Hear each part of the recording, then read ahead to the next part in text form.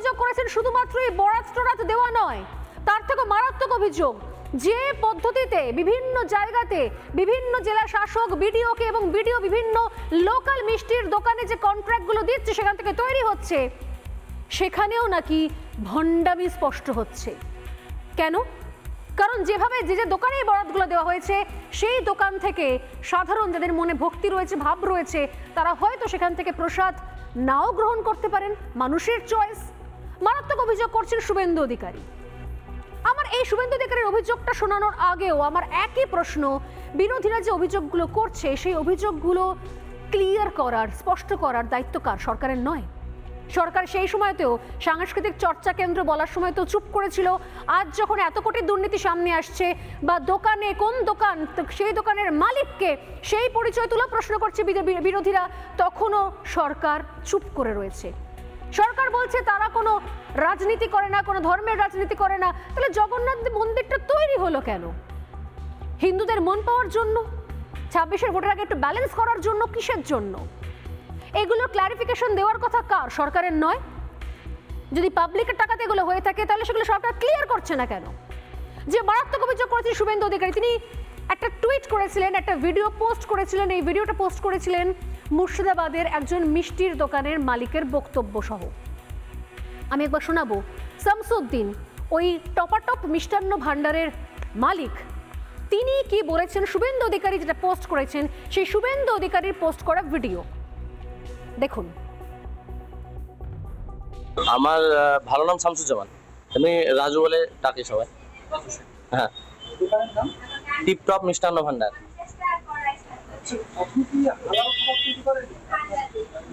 অবশ্যই হালাল খাবার আমাদের তৈরি হয়।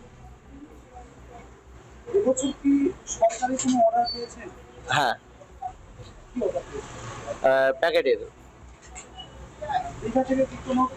হ্যাঁ এসেছে, হ্যাঁ প্রসাদটা এসেছে।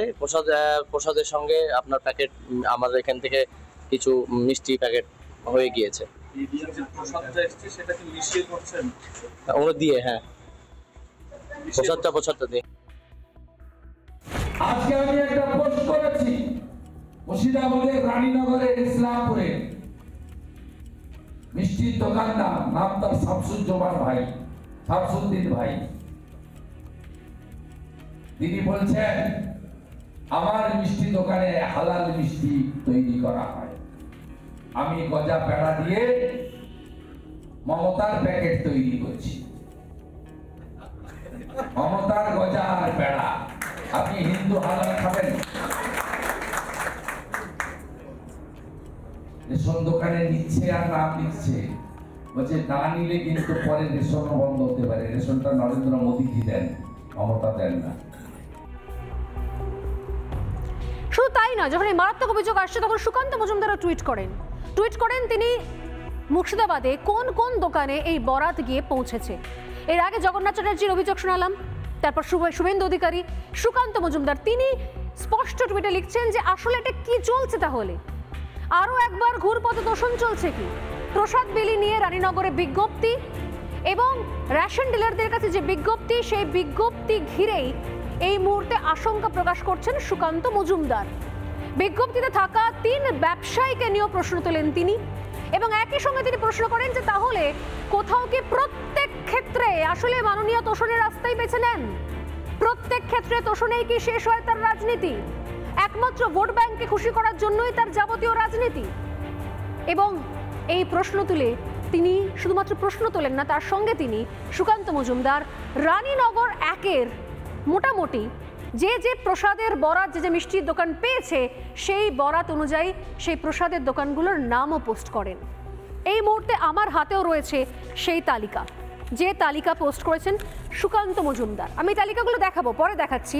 তবে তার আগে আমি বলবো যে যে দোকান, একটা হচ্ছে টপাটপ মিষ্টান্ন ভান্ডার, একটা ভাই ভাই মিষ্টান্ন ভান্ডার, সোনালী মিষ্টান্ন ভান্ডার এবং মিষ্টিমুখ মিষ্টান্ন ভান্ডার, এই 4টে দোকানের তিনি নাম, তার মালিকের নাম সহ পোস্ট করেন সোশ্যাল মিডিয়ায়। এই 4টে মিষ্টির দোকান পোস্ট করে তিনি প্রশ্ন করেন এই একই প্রশ্ন যে আসলে সত্যি সত্যি তৃণমূল কংগ্রেস কিসের রাজনীতি করছে?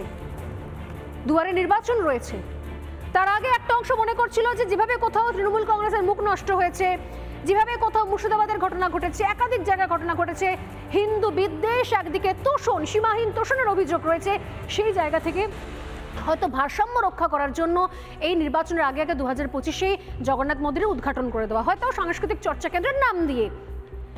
কিন্তু এখন যেটা হচ্ছে সেটা আসলে কি চলছে? এটা ভণ্ডামো নাকি ভক্তি? আমি কেন বলছি এই কথাগুলো? বিরোধীরা এই কথাগুলো বলার জায়গা পাচ্ছে কারণ দীর্ঘদিন ধরে এই রাজ্যে বারবার যখন হিন্দু নিধন হয়েছে, হিন্দুদের ঘরবাড়ি পড়েছে, হিন্দুরা অত্যাচারের শিকার হয়েছে, হিন্দুদের মন্দির হোক বা তুলসী মঞ্চ হোক সেখানে হাত পড়েছে, প্রত্যেক ক্ষেত্রে তৃণমূল কংগ্রেসের অদ্ভুত নীরবতা দেখতে পাওয়া গেছে, পক্ষপাতিত্ব দেখতে পাওয়া গেছে। এমনকি অন্য ধর্মের মঞ্চে দাঁড়িয়েও নিজের ধর্মকে গান্দা ধর্ম বলতে শোনা গেছে মমতা বন্দ্যোপাধ্যায়কে। আজকে সেই দিনগুলো দেখতে না হলে, সেই বক্তব্যগুলো শুনতে না হলে আজকে এই বিরোধীদের এই বক্তব্যগুলো এতটা জোরদার হতো না, এতটা গুরুত্ব পেত না।